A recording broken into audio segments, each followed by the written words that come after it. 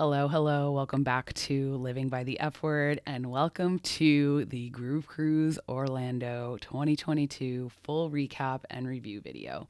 Let's get it started. Hey everyone, welcome back to Living by the F Word. My name is Jess if you're new here, and on my channel I create videos around F words I'm passionate about.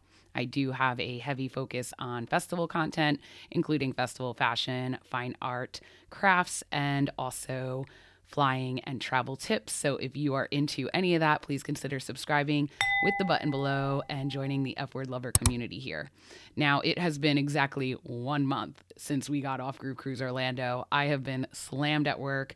It's been so busy, so I hope you enjoyed the vlogs. I did do a daily vlog for every single day of Groove Cruise, and I can't thank you guys enough for the support on those. Lots of views on those, so I truly appreciate everyone that's checking my channel out, and also any of my new subscribers. Thank you so much. We are approaching 800, which is just insane to think about in the grand scheme of things. I always think about my followers and likes if they were to show up at my doorstep. And honestly, you guys, 800, that's a big amount of people. So thank you for your support.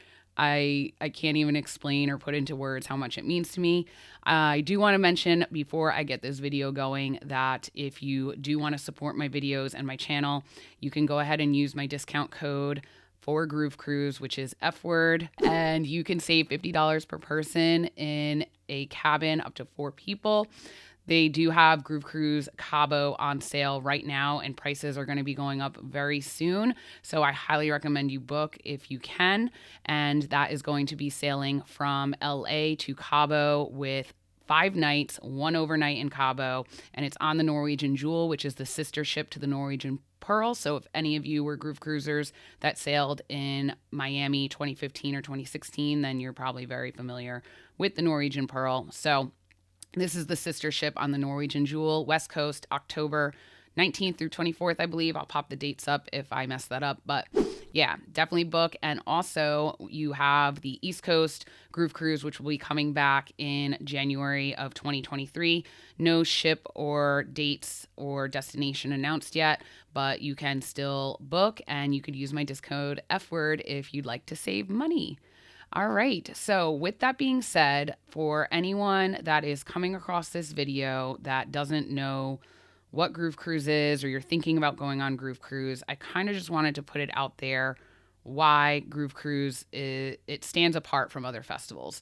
What makes Groove Cruise so special? So in my opinion, there are 3 main factors, and we're talking about factors that are not so obvious. Obviously, what makes it stand apart is the fact that the venue is a cruise ship, right? That's obvious, okay? Another thing that's obvious is the fact that there are theme parties, so it's pretty much like Halloween on crack, and it's absolutely amazing because everyone gets involved and everyone gets super creative, right? But I think the 3 main things that really make this the best festival on the planet is, first of all, number 1, the GCFAM. You will hear that a lot in a lot of my Groove Cruise videos. You will hear that a lot when you actually come on Groove Cruise. You will see that when you actually come for the first time. It's so hard to explain if you've never been. If you've never been, you'll never know. But the GCFAM network is one of the biggest festival networks I have ever been a part of. It has really helped me grown as a creator. Number 1, it's given me a lot of opportunities. I've traveled all over the world with people from Groove Cruisers that are from Groove Cruise or are Groove Cruisers. So I just feel like the network is very tight knit, but it's also massive, if that makes sense. So that's just one thing that makes it absolutely so incredible and special is the people that go. Like, forget the lineup, forget everything else. Like, the people that go on Groove Cruise, they are just, how do I put it? They're special, you know? It's a mature group of ravers. Groove Cruise kind of taught me that raving and festivals can be a lifestyle. It really doesn't matter about your age. I started going on Groove Cruise when I was 24, and now I'm 34. So I've been going for 10 years. That's absolutely insane to think about, but yeah, it's made me realize that you can really do whatever you want with your life as long as you're happy. And that's what the Groove Cruise family does for me. They make me happy every time I get to be with them. The second thing that I think makes Groove Cruise stand apart from any other festival is the artist connections. So, a lot of people know that if you are on Groove Cruise, you are stuck with the artists on the ship. But it kind of has become so much more of that. Like, for me personally, it's become like deep connections with artists that I wouldn't really think I would ever have a deep connection with, if that makes sense. So, like, just to put into perspective, I feel like you have the GC resident artists that you really truly become friends with. Like, basically the whole undercard is friends with one another and supports one another. And then we also support their shows outside of Groove Cruise, like during Miami Music Week, you know, in Ibiza, anywhere that these shows take place, LA, Orlando, whatever. We always travel and support, right? So I've just formed friendships with people like Doc Brown, Scotty Boy, Disco Pretty, which is Jenny Disco and Keith Christopher, Yokai, Brian Lubliner, like the list goes on. Lizzie Curious. I mean, I obviously can't name everyone, but you just find these like connections with people. And you also have friendships with artists like Anthony Atala and Gene Ferris and some of these like bigger artists that actually know who you are because you support them so much as well. So for me, I just feel like that connection is irreplaceable, right? But you also have experiences like, and I'm just going to go off of this particular Groove Cruise, the sail away party. I saw Marcus Schultz just like kind of standing like on the dance floor of the main pool. And I just went up to him and gave him a hug and was like, happy Groove Cruise. And he was like, yeah, happy Groove Cruise. Cause he's been a part of Groove Cruise for so long. It just becomes like almost like these artists, there's no separation barrier on Groove Cruise. So these artists like truly are part of the GC fam as well. And you have really great experiences with them. So, I mean, like, I don't know anywhere else where you can be partying at after hours with John Summit. You can be Deepfake's tour guide. Like, I literally met Deepfake and hung out with them the entire weekend because I ended up taking them around the boat the entire first night. And they truly appreciated that because they had never been on Groove Cruise. So I was like, we got to go to this party. We got to go to this venue. You got to see this, you know?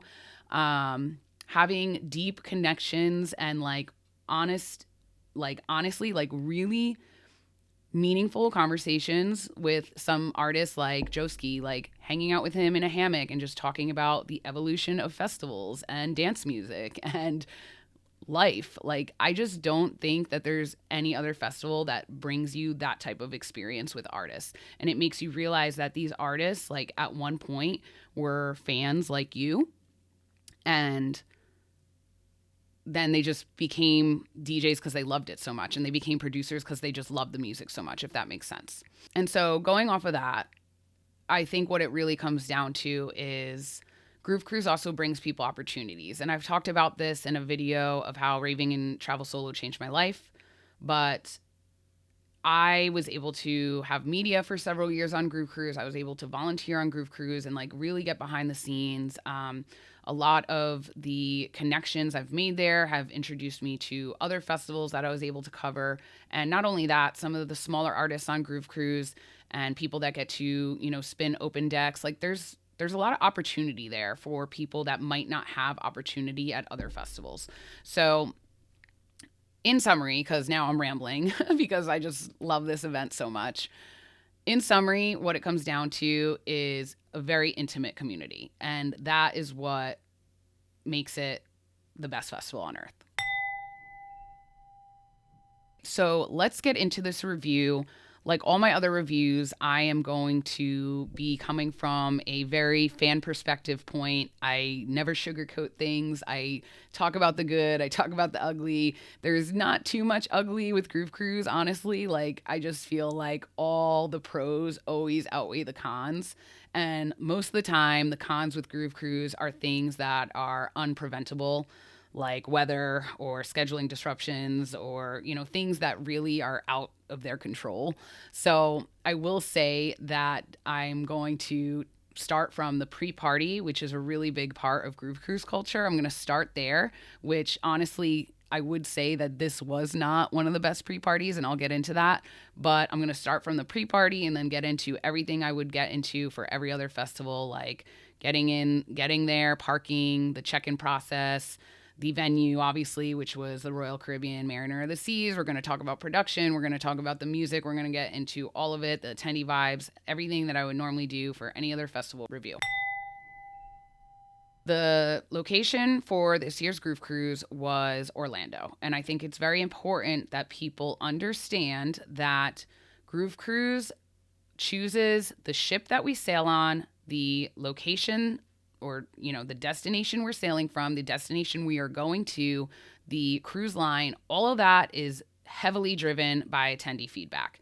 After each Groove Cruise, there's a Groove Cruise survey that goes out, and all the attendees are able to vote where they want the next Groove Cruise to go out of, what cruise line, everything I just mentioned. So the fact that it was in Orlando has really nothing to do with Whet Travel, which is the company that runs Groove Cruise. It really is all attendees that voted for that, because what ends up happening is people's like, yeah, let's try to get a new location, right? We've been doing Miami for years. We did Fort Lauderdale. Let's do Orlando. Let's change it up, right? I personally didn't care for it being in Orlando. And so, yeah, I'll just say I didn't personally care for it being in Orlando. And it started with the pre-party. Number one, what I didn't like about the pre-party was it was only a nighttime pre-party. I personally like when there are daytime pre-parties. I feel like the pre-parties are a huge part of Groove Cruise culture. It's where a lot of people that you have been mingling with online in the Facebook groups, you get to go meet, and then you get to meet people before you get on the ship. And then when you see them on the ship, you're like already friends with them, right? So I feel like the daytime parties are so much better because you really get to hang out and mingle. And I also just like to get rest before Groove Cruise because it's a 4-day bender. No sleep, barely any sleep, nonstop party. The music never stops. So I personally don't like having a nighttime party that goes until 3 a.m. because I'm already going to be partying all morning for the next 4 days. You know what I'm saying? So there was no option there like there usually is with Miami. So that was the one thing I didn't like about it. The next thing I didn't like about it was that it was at Celine Orlando, which is a club downtown in Orlando. And I think where one of the mess ups came was the fact that no one from Whet Travel was working the door. At most of the pre-parties, you have the Whet Travel team, the captain support team working the door. They know who Groove Cruisers are. They know who everyone's names are. They keep that list flowing. They keep the line going. They get you in. There was a line for over an hour for Groove Cruisers to get in. This is supposed to be a strictly Groove Cruise event, right? So they're trying to cross-check and make sure that people that were supposed to be there were there. And it just was really backed up. And the truth of the matter was there was lines everywhere. After the line to get in, there was lines at the bar. There was only 3 or 4 bartenders. And then the kind of cherry on the cake for me was the fact that it was pretty much a whole trance lineup. It originally wasn't. There was Tiesto and Yokai on there. They're both house artists, but we also had Jeffrey Sartorius, aka Dash Berlin, and then we had Adam Scott, who's another resident GC artist, trance artist. So I personally just enjoy the daytime parties where you have a bigger time slot where you could have more artists and you could have more variety with house and trance. Because if you're not into one of those genres, then you're kind of stuck listening to music that you don't really care for. So that's kind of why I didn't really like this pre-party. It was probably one of my least favorites, if I'm being honest, in all of my years of going to Groove Cruise. So I guess my feedback is definitely try to work with venues that can get us in quicker because no one ever wants to wait in lines. Okay, let's talk about getting there and parking. So the drive to Port Canaveral, which is where we were sailing out of, is about an hour from downtown Orlando. So, like I said, this was voted upon by attendees. So I can't really be too upset with Whet Travel about it, but I just remember me and my friend Edgar driving out there and we were like, this drive is going to suck coming back after Groove Cruise.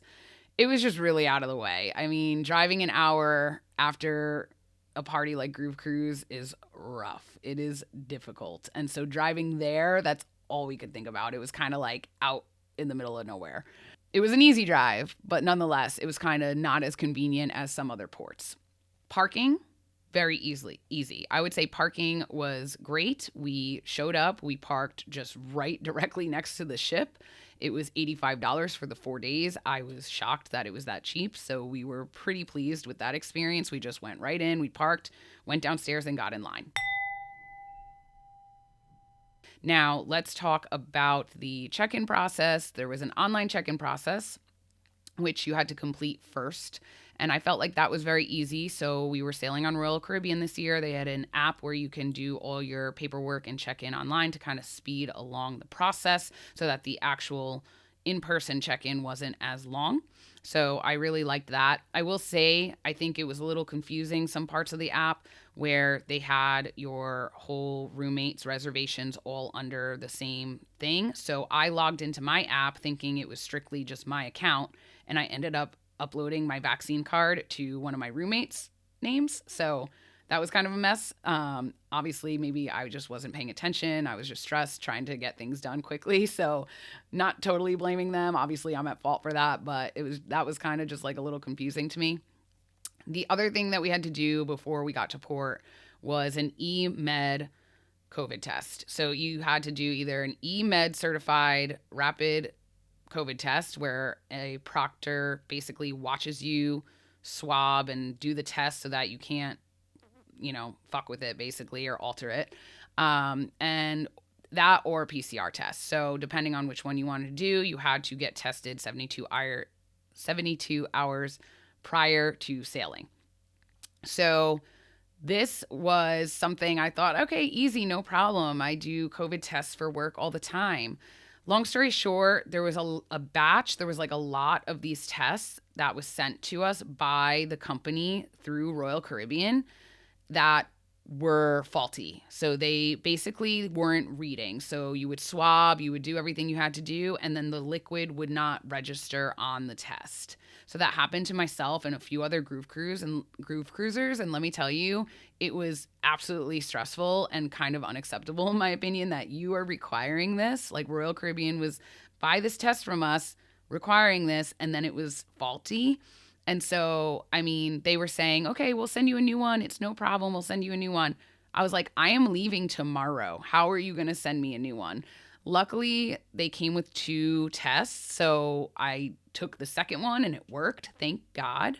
I don't know what I would have done if it didn't work. I was beyond stressed. So I will say that was a stressful situation, having to have that test done. Now, after that, for the actual check-in process at port for boarding, I will say that was so smooth and so seamless. I got to give kudos to Royal Caribbean. I really felt like this was one of the easiest check-in processes I've ever had. I will say something that was a little confusing and feedback for them was that they had lines which was determined by your check-in time. So depending on if you had a 12:30 check-in time, you should have been in this line. If you had a 1:30 check-in time, you should have been in this line, and so on. And no one was really following that. So I feel like some of the earlier check-in time lines that had more people were kind of longer, and no one was really kind of following that. It didn't really matter. So I don't know why they had us all separated. They should have just had first come, first serve type of thing. I know they do that to stagger it so that people can board in groups basically. But I've seen other cruise lines where if it's not your time to board, they'll have a holding room for you inside of the terminal instead of having lines outside. So personally, I just think that's some feedback that Royal Caribbean can take. If anyone from Royal Caribbean ever watches this, obviously this is not a Whet Travel thing, so it's just feedback for the cruise line. But other than that, the security process was so easy. I felt like we got in line, they checked our vaccine cards, they checked our COVID test, then we went inside, we went through security. The security was really quick. Then we went upstairs to the check-in process, and because they had the whole online check-in, you really didn't have to wait too long. Then one of the best parts about this check-in and boarding process was the fact that once we got on the ship, we went directly to our muster station. So they had us watch online a muster drill video, and then they had us go to our muster station immediately so that we would know what it is. If you've never been on a cruise before, muster drill is essentially a safety drill where you go to where your life raft stations would be or your lifeboat stations would be in case there was an emergency. And you learn how to use your life vest and where your station is and where you need to go. This is always a shit show on Groove Cruise because it's right smack in the middle of after everyone boards and right before the sail away party. They have to do it usually. And so everyone's always drunk and trying to like catch up with one another. And no one ever wants to go. And we're always waiting for people to go. And so the fact that they did this was amazing. I hope they keep doing this on all other cruise lines. I don't know if this was a Royal Caribbean thing or Whet Travel decided to do this. Whoever decided to do this, spot on, because it just made it so much easier being able to go there knowing, okay, I need to go here if there's an emergency, and then that's it. And then I was able to go to my room and get my room key. So really, really awesome boarding and check-in experience. All right, let's talk about the venue, which was the Royal Caribbean Mariner of the Seas. You guys, this ship was beautiful. It was fully renovated. It was massive. There were so many amenities, which I'm going to read off to you. So I'm going to look to the side to my notes, but they basically had the Sky Climber, which was this awesome kind of like jungle gym thing you can climb. And I love that. It reminded me so much of being at Burning Man and climbing art and listening to music at the same time. So that was like a really unique feature this time around. They also had the mini golf. They had hammocks. They had Flow Rider, which is kind of like surfing on the back of the boat. You could like boogie board and surf on the back of the boat. They also had Skypad bungee, so you can basically bounce on this trampoline hooked up to, I guess, I don't know, what are they called? Like bungee wires. So you could like do backflips and stuff. They had water slides. They had an escape room. So like a lot of cool amenities built onto this boat. It's just so amazing to think where the cruise line industry has gone as far as what they are actually putting on a ship. It's like a floatable playground. Like, it's just so amazing. There were 14 decks, I want to say. There was 14 decks. It was the largest Groove Cruise ship to date. So for some people, this might be a pro. For me personally, it was a con. I prefer the smaller ships for Groove Cruise because I like seeing my friends. There was a lot of people that I didn't realize were on Groove Cruise until after we got off the boat. Like, we were like, you were on Groove Cruise? I didn't even know. I didn't even see you. So personally for me, I do prefer the smaller intimate ships. I like the more intimate venues. I like being able to mingle with more people, run into more people. And, I obviously still ran into people on this Groove Cruise, but I do feel like not as frequent as with smaller ships.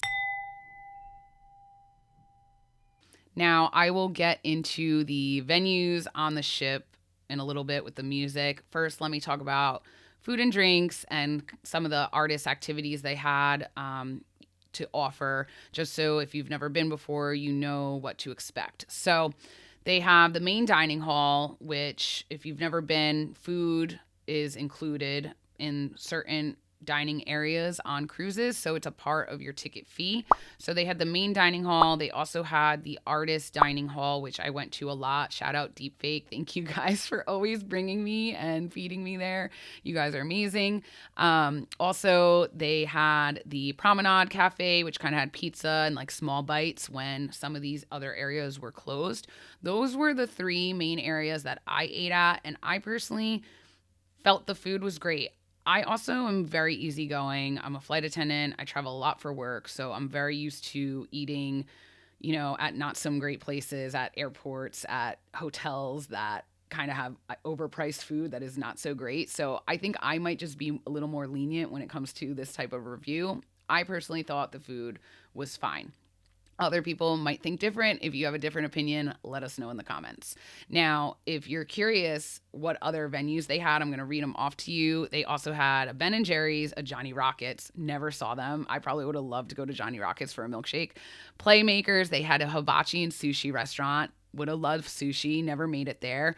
Starbucks, they had various cafes and bars. So you had a lot of options if you wanted them. There's certain places where you can go and you could pay extra if you want to eat at some of these other restaurants that are not included, but for some people that's truly worth it. Then also you obviously have drinks. Now Groove Cruise Whet Travel usually offers a drink package that is correlated with the cruise line. So that is what I purchased, and I will go over pricing towards the end of this video, like overall price.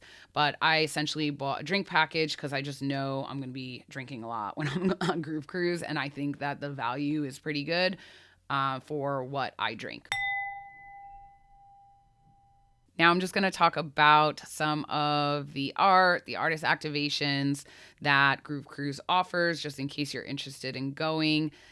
They do a lot of artist activations to let the fans have these interactions with artists and have some really fun experiences. I personally did not attend any of them, but I am going to read them off to you. So they had Beer Olympics, they had a dinner with Marcus Schultz, they had an escape room with LPGOB. You could ride the Flow Rider with Dombresky or LPGOB. They had yoga with Glow Yoga. It was Glow Yoga. They also had the Great Bingo Revival, which in my lineup review, I had no idea what that was, but apparently it was a really fun bingo game for adults. So they had that with Claude Von Stroke. They also had a Hot Wing Challenge with Trivecta. They had meet and greets. They had mini golf that you could play with No Pants Party or Jeffrey Sartorius. They had the Midas and Friends pub crawl. They had Red Light, Green Light with Deep Fake. And then they also had some Skypad activations with Maddie O'Neill. Whiskey tasting, wine tasting, you name it. There's a lot of activities you can get involved with some of your favorite artists. So I always think that is really fun experience that they're bringing to the ship for people that get to have these like one-on-one connections, right? Now, they also, as far as art, they had body painting. They always have body painting. Manny and Vanessa have been there as long as I can remember. So if you ever feel like you don't have a costume that you can come up with an idea, you can get your entire body painted. I had my boobs painted like footballs once for the Super Bowl party on Groove Cruise 2014. So there's always options there with the body painting.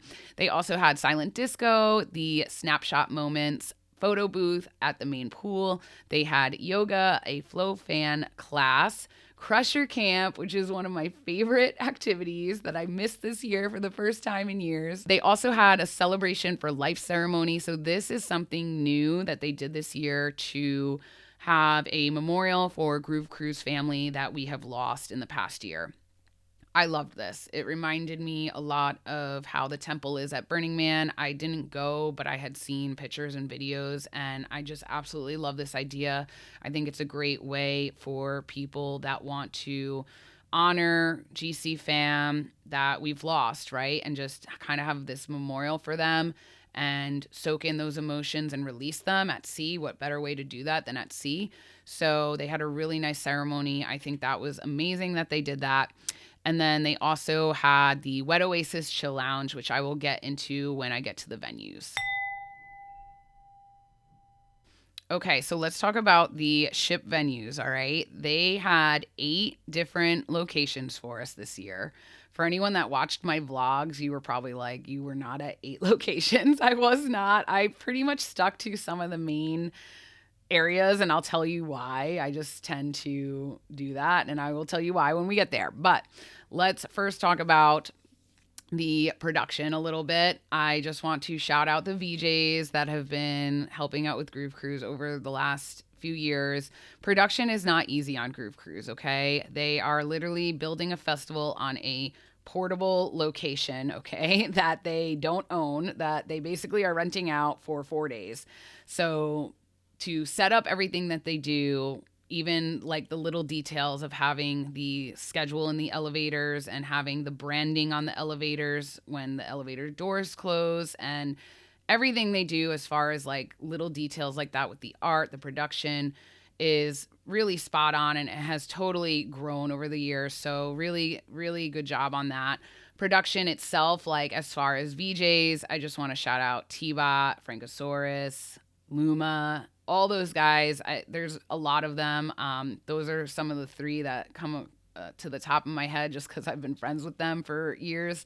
But really sweet visuals, really hardworking team, and the production has definitely significantly increased throughout the last 10 years that I've been on Groove Cruise. I mean, if you saw how things started to where they are now, it's absolutely mind blowing. And I just feel like they did a really great job at a lot of these venues. So let's talk about it a little bit. So starting with the main pool, which was deck 11 mid. What's really nice about the main pool is that it's an area where basically everyone can be.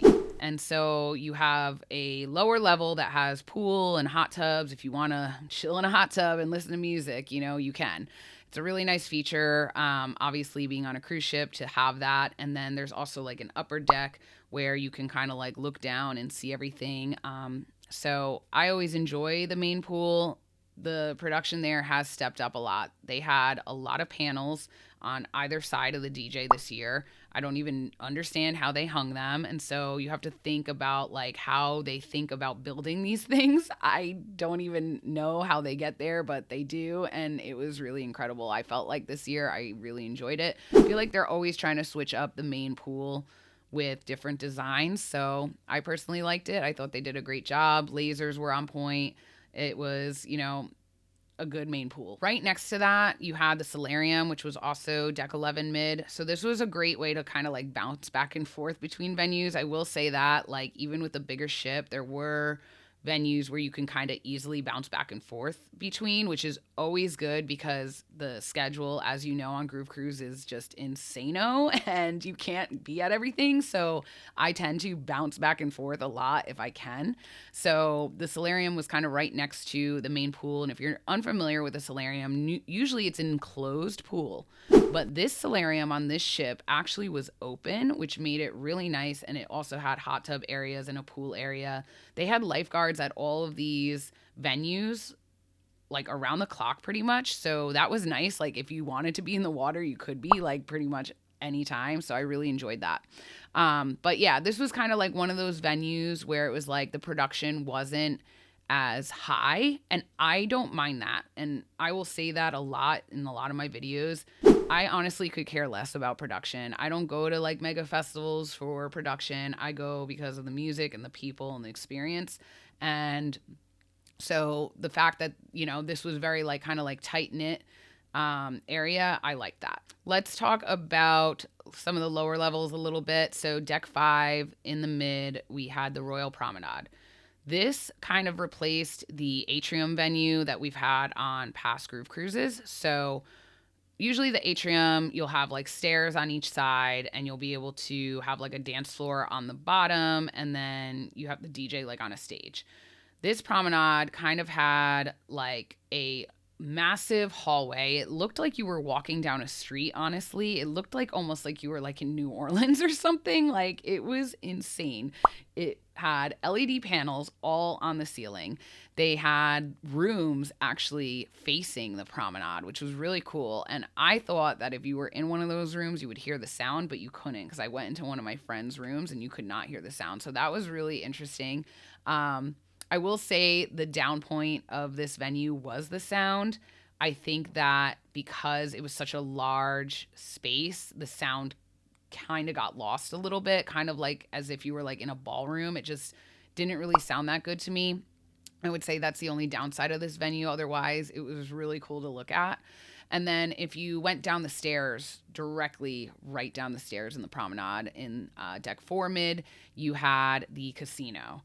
Now, you guys, the casino parties on Groove Cruise, I swear, are some of the best parties, okay? There is no production there, and that is what I love about it. It is a table with decks and people dancing. It reminds me so much of what clubbing used to be, and it reminds me so much of how the dance music scene used to be, where it was about the people interacting with one another and the music. So lots of amazing casino parties this year, and you could see that in my vlogs. I was there a lot, and I really enjoy that because the casino itself kind of is the production, right? You have the slot machines, you have the bar, you kind of make the party there yourself, right? And so I just always love the casino parties. I love this year casino. Awesome venue. Okay, I forgot to mention on deck 5, the Star Lounge. I never went to that venue, so I honestly have no feedback about it. I never made it there, so I saw some videos, and then after the fact, I was like, wow, I never even made it there, so I don't even know what to say about that venue. If you have any feedback, put it in the comments below. All right, moving down again to Deck 3 Mid, you had Studio B. Studio B kind of replaced the theater this year. So normally on Groove Cruise, there is a big theater that has multiple levels, and they replaced that venue with Studio B this year. Now, most people love the theater because, like I said, there's multiple levels, but what people don't take into account for is the amount of work the production team needs to do to make that venue usable for Groove Cruise. So on a cruise ship, the theater typically is multiple rows in the front that Whet Travel then needs to take out about 4 rows, 5 rows, so that people can dance, right? So this Studio B was kind of like an alternative to that because it already had a massive dance floor with lots of stadium seating, basically. So there was a dance floor that was like, very large with like seating that still went up and down. So I thought it was a great alternative. They also had like a lot of great production in there, in my opinion. I loved it. So really good venue. I didn't spend too much time in there, but I thought it was enjoyable. All right, let's talk about the last 2 venues, which were kind of higher up on Deck 13 in the aft, always in the aft, party my aft off, where the after hours is. We had the sports court, which is where all the after hours was. So this was the largest after hours venue I personally have ever seen. It was a large basketball court, which was basically a major dance floor. And then behind that, you had the sky climber, the hammocks, the whole back of the boat. You had the DJs, which were elevated like on like a top floor in front of a rock climbing wall. So a lot of the projections were like on that rock climbing wall, which looked pretty cool. I will say I prefer the smaller intimate venues for after hours. I like the smaller ones where we are on the back of the boat where you could see the water. So if you were like on the sports court dance floor, you couldn't see the ocean. And that's one of the best parts about the sunrise parties is seeing that ocean rise as you're dancing. And I felt like that kind of got lost at this venue. I still enjoyed myself. I loved the hammocks. Like I said, I loved climbing the sky climber. That was so much fun. It still was a really like fun venue. I just personally, like I said, like the smaller ones. And then the last venue we had was at Ellington's, which was Deck 14 forward, and that's where Wet Oasis was. So Wet Oasis is kind of like a chill lounge. Cahill and his wife Tara and their production company kind of have this chill lounge, and I really enjoyed the atmosphere there this year because they had kind of like chairs because it was a lounge area. They also had like a lot of healing crystals and kind of bohemian style decor, and Cahill was spinning a lot of tribal house there, so it was really like fun and chill environment if you needed to just like kind of decompress. Lots of times they have the Wet Oasis in like the solarium, like an enclosed solarium room. And I just felt like this venue definitely worked better for the vibes that they're trying to give off for Wet Oasis. So I really enjoyed that venue and everything they did there. Okay, and the last venue that I want to talk about is Pirate Cove, Bahamas. So this was off the ship. This was the destination. Now, it was overcast day, and I'll kind of get into it when I go into my daily breakdown, but I'm happy it was overcast because I was like rallying that day. I was on no sleep, and if it was sunny out, I don't know if I would have made it through. So it personally was good that it kind of was rainy and overcast. You can't control the weather. We made it through. It was fine. It rained a little bit, but it like kind of cooled everything down. Now, I wasn't a fan of the drinks there that were going along with our drink package. They were awful, honestly. But I will say this. Whet Travel really had to bust their ass to get us to a private party, okay? This venue changed at least 5 times. And that at least 5 times publicly for what we know as Groove Cruisers. I'm sure behind the scenes it changed even more than that, and they were like ripping their hair out, okay? There was so many things they had to work through as far as COVID related restrictions for us, and like they pulled it off. What it comes down to is they still pulled off a beach party for us, so I am grateful for that. And I am also just so happy I actually got off the boat, because guys, I'm not gonna lie, most of the time I sleep right through that beach party. So they did what they could. Production wise there, though, it was definitely a step down, and I think that just has to do with the fact that the location was changing so much and they probably were scrambling. Okay. So it is what it is. I'm not going to beat up on them about the production. They did have some amazing fire spinners and water sports like fireworks spinners that were incredible. So that kind of upped the production there, in my opinion. Like, it kind of made up for the stage production not being so great. I know this video is already long. I was trying to keep it short, but I just can't help myself when I'm talking about Groove Cruise. I fucking love this festival. All right, so day one highlights. I would say Drums of the Sun pool party at night. That was an amazing set.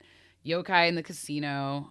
I love those guys. I fully support these guys. I just have been a fan ever since I discovered them at Electric Forest. I just love their style. Also, shout out TJ. He held on to a hat for me. I requested a pink yokai hat 2 years ago on Groove Cruise, and because of the pandemic, I haven't seen them. And the first thing he did when he saw me was give me this hat, and it was labeled Jess Pink. I was like, that's fucking awesome that you have held on to this for me for 2 years. So, see, those are some of those connections that I just love about Groove Cruise and the artists and stuff like that. Anyway, their set was great. Actually, Dose in the casino too. There was a lot of good casino sets that night. And then I would say another top set would be David Penn, the Sunrise set. This was the first Incorrect after hours that was happening, and it was just such a vibe. I feel like the first after hours is just so much fun. And so that was amazing. Another highlight was meeting Deepfake this night and taking them around the ship. Really amazing guys. I'm so grateful for their music, their friendship. It was just, I don't know, it was so much fun getting to know them and showing them around and, telling them about, different people that are a part of Groove Cruise and introducing them to Groove Cruisers. And it was just such a fun night showing them around leading up to that after hours party. Now, the cons. Let's talk about the cons a little bit. Incorrect wasn't set up. Now, I got to tell you guys something. For anyone that doesn't know, Incorrect is Anthony Attala's record label, and I fully give a lot of credit to Anthony for introducing me to underground music. His parties really changed my life. They changed how I traveled. They changed the type of music I started listening to, and really inspired me to kind of get involved with documenting underground events. So there was a lot of festivals I went to in Europe, in Ibiza, and did a lot of solo traveling to underground events because of his Incorrect parties. And he knows that. I love him. I love his friendship. I just really can't ever thank him enough because of his Incorrect parties. So this party was not set up. It was supposed to start at 2 a.m. with Lavelle. And I got there at 3. I took Deepfake there. I was like, we absolutely need to go see Joski. I was like, there's no doubt about it. We are going to Joski for Incorrect. It's going to be off the fucking hook. And we got there at 3:05 when he should have been on, and nothing was set up. I have never, ever, ever in all 10 years of going to Groove Cruise not seen Incorrect set up. It was so bizarre. You could feel the stress, okay? So I think what ended up happening was one of their main production team leads got COVID and wasn't able to board the ship. And so, or he tested positive for COVID. And so they were short-staffed. I don't know how it ended up still not being set up by 2, but I don't really know too much about production. So I don't really know how that happened. But I do remember being there and kind of being like, oh shit, I have never seen this before. And I could tell that Jason, the owner of Groove Cruise, was very stressed, and I could tell Anthony was very stressed, and Anthony was very upset, obviously, because this is a brand that he has built really over the years on Groove Cruise. After hours would not be the same without Anthony and Incorrect. Just, they wouldn't. And so for him to have to tell people to go to another party and come back because it wasn't ready was very bizarre. Okay, let's dive into day 2.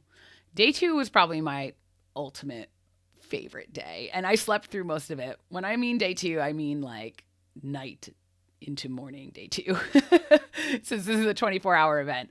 So yeah, I ended up like partying at Incorrect the night before until like maybe like 11 a.m., maybe right before 11 a.m. I know that because I missed Crusher Camp. Ended up passing out maybe from like noon until 3. And then I went to my room and passed out again from 3 till 5. And then, yeah, I woke up and I was like, I need to go see John Summit, B2B Dombresky. Like, where does that ever happen? Like, I just feel like that was such a sick B2B to see. And so I ended up getting up. If you watch my vlog, you saw that, and catching like the tail end of that. And I ended up linking up with my Houston GCFAM.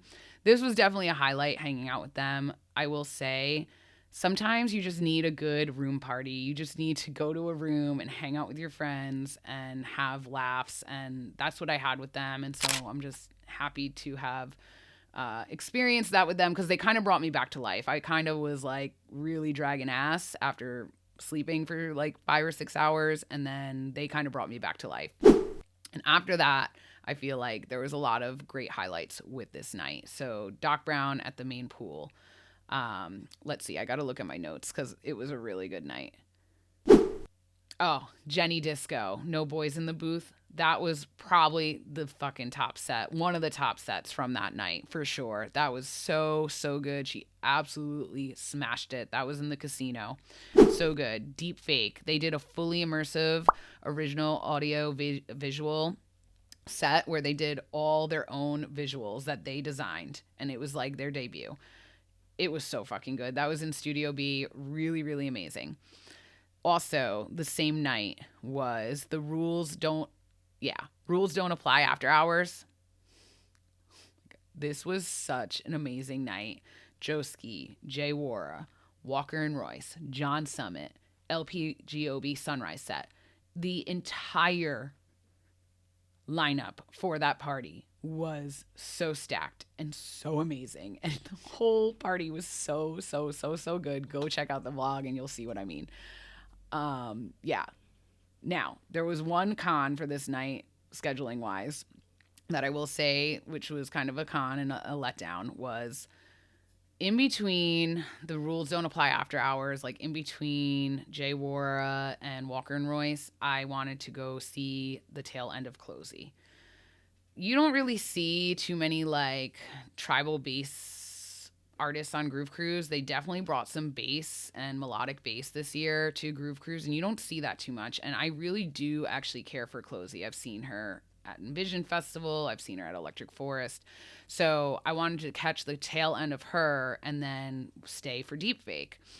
And I got there and she wasn't on. She was supposed to go till 3 a.m. and it was like 2:20 and Deep Fake was on already. And there was no one there. So I was like, what the fuck is going on?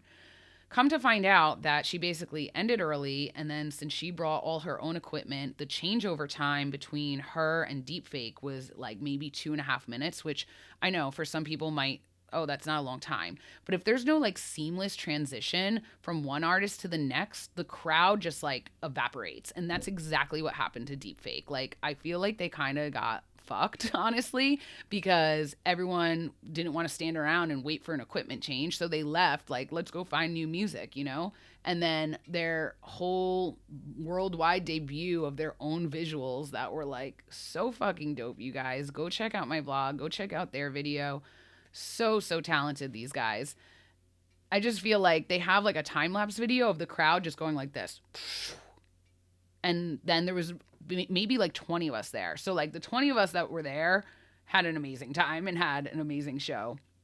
But it's one of those things with scheduling that like kind of irks me. Like if you're set for a certain time, people plan around that, especially as an attendee.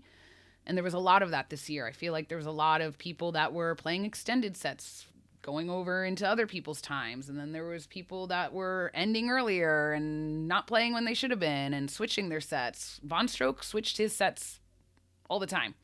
I barely saw him spin because he wasn't where he was supposed to be.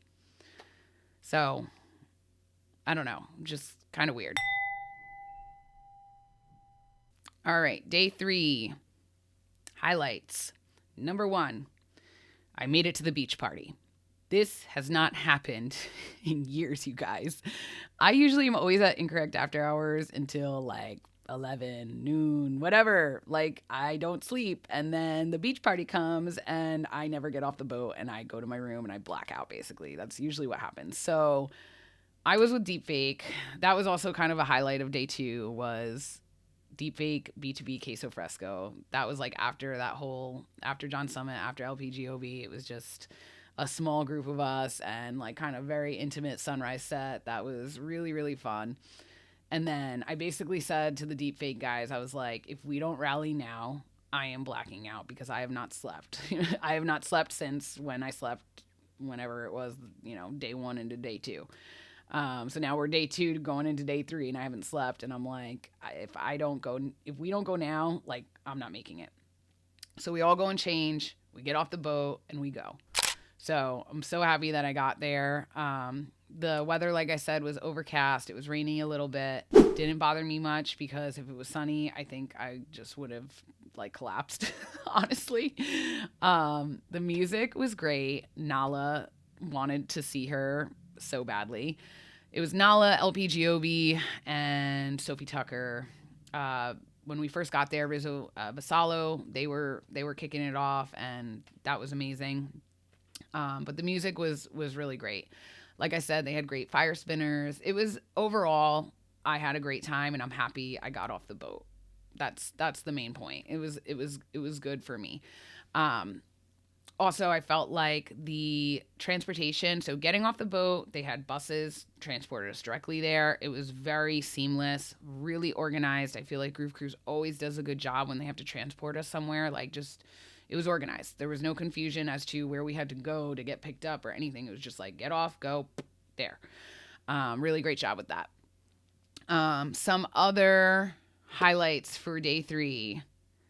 Anthony Atala. This was my top set, I think, of the entire cruise, like straight up. And I talked before about my friendship with Anthony and how long I've known him and what he's done for me musically as far as introducing me to, new artists all the time. This was like the best AA set I have seen ever. And I've seen him everywhere. I mean, I support him when he comes to the New York City area. I've gone down to see him in Philly. I've seen him in Ibiza. I've seen him literally everywhere. BPM Festival. I just feel like I've seen him so many places, and then almost every single Groove Cruise, obviously, for the last 10 years. And this was such a fire set. Like, he just fucking smashed it. And you see that in that vlog because I kept going back. I was trying to like film other things so that people could see other things, but then I just always ended back at Anthony's set. So that was really, really awesome. Gene Ferris also did an extended set. So at the same time that Anthony was doing his marathon set, Gene Ferris was doing an extended set, and they were right next to each other. So Anthony's set was supposed to be at the sports court where After Hours usually is, but because it was raining, they moved it to the main pool deck so that there would be coverage for people, underneath that upper deck, basically. And so that placed him right next to the solarium, which is where Gene Ferris was. So you could just like bounce back and forth. It was very easy. So I liked that. Disco Pretty and Friends, that party also was so amazing. I feel like that was the same night as the Atala set and Gene Ferris. So like those 3, like I feel like I was just kind of like circling around, like going like back and forth to all those parties. But this was the first time that they had their own party, and they had Claude Von Stroke as a guest. So I did catch the tail end of that set, which was really fun. Like the last like maybe 10 minutes I saw of that because I had just woken up. But I just feel like the casino parties are always fire. So that was an amazing party. The cons for this day were, I'll start with the beach party. The drinks there, I already mentioned that. They were absolute shit, and I had to buy beer. So I was not happy with that. The other cons for this day were kind of the scheduling. So listen, no hate on Gene Ferris. Gene knows that I fucking love him to death. He knows that I like one of his top sets of all, like one of my top sets of all time was his from Groove Cruise 2020. And he knows that. And he knows that I have mad respect for him and his label. And he had a party carnival for his record label, Ferris Wheel Recordings. And I wish he didn't do his extended set as long as he did. Now, a lot of people are going to be like, are you out of your mind? It was an 8-hour Gene Ferris set. Like, are you crazy? I will say this. When people are expecting to go and see an artist that they want to see that's scheduled, and then that artist isn't there, it's kind of upsetting. So personally, I was very much looking forward to a Joski Sunrise set, which would have been from 8 to 9. And then from 9 to close, it was going to be a Doc Brown extended set. Now, Doc Brown, you guys, is a very, very talented tech house artist, house music tech house artist, producer. And his live stream saved my life over all of quarantine that we were going through. And he did extended sets on Sundays for 12, 13, 14 hours. And they were fucking amazing. That's what a lot of people were there for. I mean, I love Gene Ferris, don't get me wrong. Like, I feel like people are going to, like, give me shit for saying this, but I don't know. Like, we just wanted that Doc Brown set. And then I feel like because Gene Ferris played an extended set until 2, and then he had multiple sets starting the next day, right? He was on the Dirty Bird lineup, and then it was supposed to be Gene Ferris and Friends closing party. That never happened, which I will get into when I get into day 4, but I just feel like sometimes when this scheduling happens where it's not supposed to, it kind of offsets other things that are supposed to happen. So that's all I'm going to say about that. Day 4 highlights. Let's talk about it. Deep House Brunch, which is Scotty Boy's party. Always amazing. Lizzie Curious, David Penn. It was so much fun. There was other people that I missed. I even missed Scotty Boy, I think, because I ended up, I don't know, I went off somewhere and I fucking missed his set, but I've seen him a million times. He knows I love him. Deep House Brunch, always amazing vibes. Like, it's just, I don't know. It's so good. We also had We're Never Going Home, which is Brian Lubliner's party, which really was a lot of fun. You had Scooter and Lavelle, you had Brian Lubliner, you had No Pants Party. It was a really fun party. You also had the casino going down. Now, I will say this. Undercard slayed this day. Slayed. Evan Mark and Brian G in the casino, they were fucking throwing down heaters. Like, it was amazing. Now, that party was going on the same time as Dirty Bird. So this is my con. Here's my con for day 4. I fucking hated the Dirty Bird party. People are going to come at me. Every time I went in there, I was like, what is this? It was just like so like low energy. And I don't know, it started with Steve Darko. I went in there and I was like, this is not what I want to hear when we are like sailing back to port to end Groove Cruise. It was just so like low energy. I don't know how to explain it. Then I went back to see Walker and Royce, who are some of my favorite artists. And someone told me, and you know, maybe I should have reconfirmed with other people, but someone told me that they weren't going to be there because they had gotten into a fight with a bartender, which is not true. They ended up being there after the fact. After I got home from Groove Cruise, everyone's like, it was one of the best sets ever. So I was pissed that I missed it.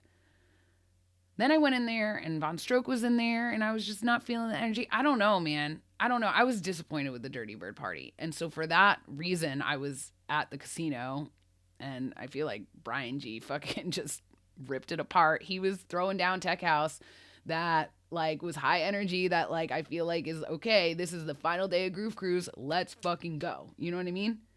So I don't know. I was highly disappointed with Dirty Bird. Now, let's go back to okay.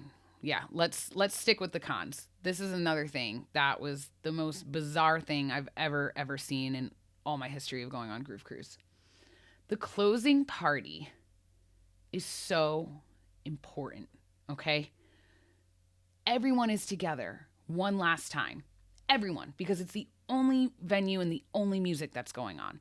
And normally it goes on from 2 a.m. until sunrise. So from, let's just say 2 a.m. until 7 a.m., we dock and then everyone gets off, but everyone's there together. Well, weather did play a factor here. And I think this kind of messed some things up. Weather played a factor here, and it was cold as shit. It was fucking brick out. It was like 30 degrees and windy. I had to go I had to go back and change and put layers on, like sweatpants, jackets, hoodie, hat. It was like freezing. I think that did play a big factor because no one wanted to be outside. Everyone was so cold. They like just didn't want to be outside. They couldn't handle it.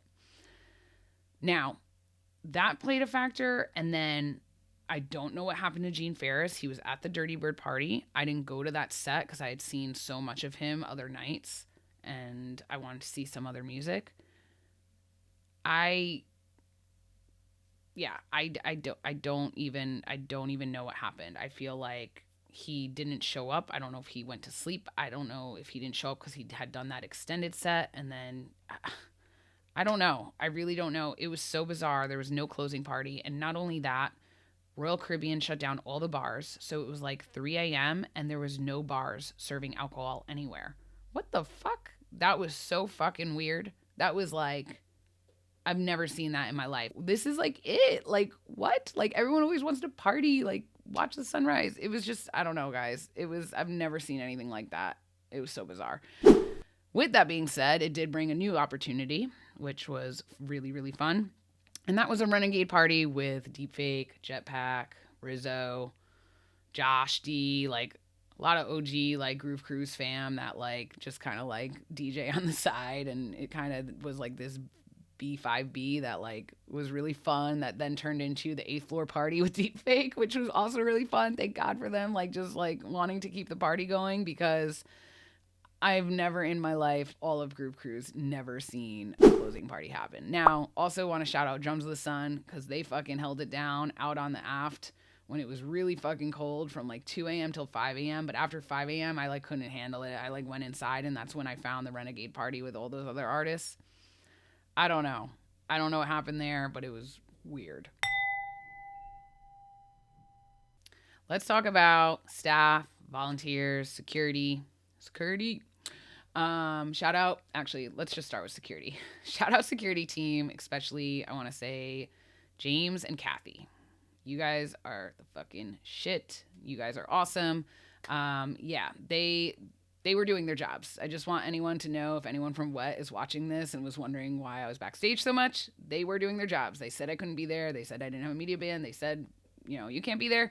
But then I ended up being with other artists that were like, well, she's with me. And so then that's how that happened. But they were so nice. They were so respectful. They were totally so like, not rude. There's a lot of times where security people get on a power trip. Like, I've seen it at other events. Like, if someone is not complying, they like are just absolutely rude.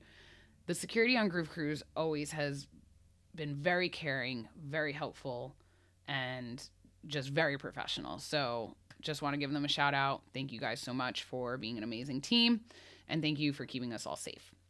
Now, staff, as far as Whet Travel, obviously, I love these guys, okay? I volunteered for them. I've done media for them. I love this festival. They are always nice. They are always busting their asses to make us have the best time possible. So never any problems with them. Royal Caribbean staff, I will say, good job this time around. I was not a fan of Royal Caribbean on Groove Cruise 2018. Absolutely hated the staff that year. This year, the staff was very helpful. If there was any questions I needed, or, needed anything to be taken care of, they did it, and they were very, very nice. I do think other cruise lines enjoy Groove Cruisers more. I do feel like there's other cruises that I've been on with other cruise lines that you can tell that they are like loving every minute of this. And I feel like some of the staff on this particular boat, it was kind of like, maybe too much work for them. We are a lot of work. We do drink a lot. We do party a lot. So I don't really know. I mean, I can't really judge. Maybe they are just in the zone and working. But overall, I feel like really great job across with all three of those in general.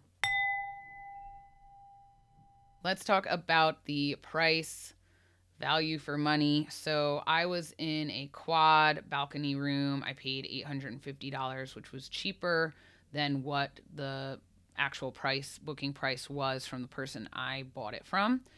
Then I also bought a drink package, which was like $420. That's another thing I will say about the con about Royal Caribbean was that I am fighting charges right now for drinks when I had a drink package. So I have my drink package that was charged, and then I have a ton of other random drinks that they're saying that I, you know, have to pay for when I had a drink package.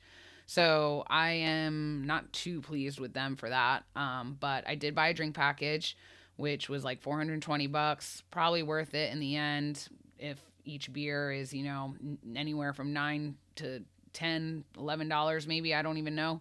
Probably worth it in the end for how much I drink on Groove Cruise.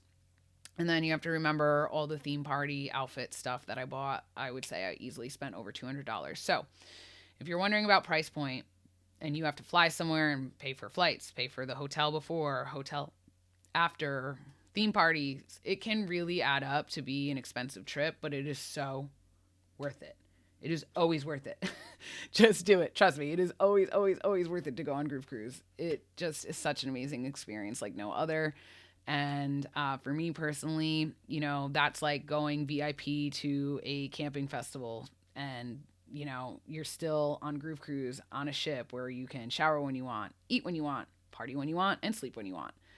There's just nothing like it with the convenience. It's totally worth the price, in my opinion. All right, and let's also talk about the attendee vibes, overall experience. Obviously, as you could tell, because this video is so fucking long, as usual, that I had an amazing time.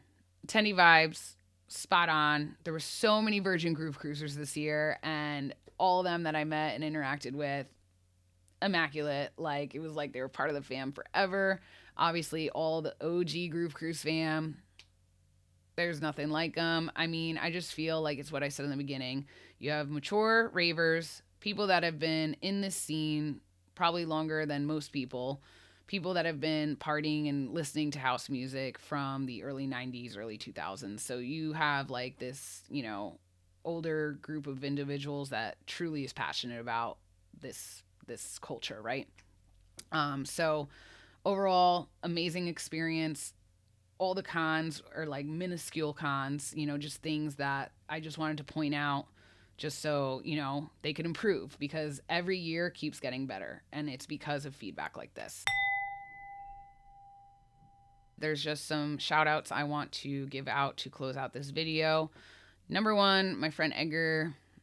I love you, homie. This is one of my longtime Groove Cruise friends, someone I have been going to parties with for a long time, someone that I've known from Groove Cruise for the last 10 years. We just did day 0 together. We stayed at the hotel prior to Groove Cruise. He drove me to the port, drove me back from the port, let me stay in his hotel after. He's always taking care of me. I'm always taking care of him. I brought him on Groove Cruise when I had media 1 year. So it's just like this mutual respect. And I just love you so much. Thank you for being a part of this experience and taking care of me this year. I really, really appreciate it.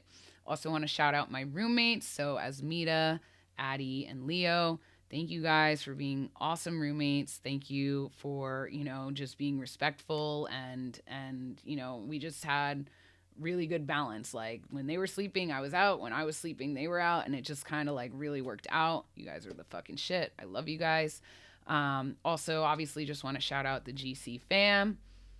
Thank you so much for your support. Thank you all for telling me you love my videos. Thank you for commenting on my videos. Thank you for sharing my videos. Just thank you for honestly being the best festival family that there is in the world.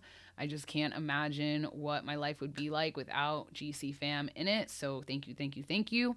And last but not least, just want to shout out Whet Travel. Of course, Jason, the owner of Groove Cruise, his whole team, Skeeter, Karen, Lisa, the whole team that I can't even name off right now. Thank you guys so much for all of your hard work.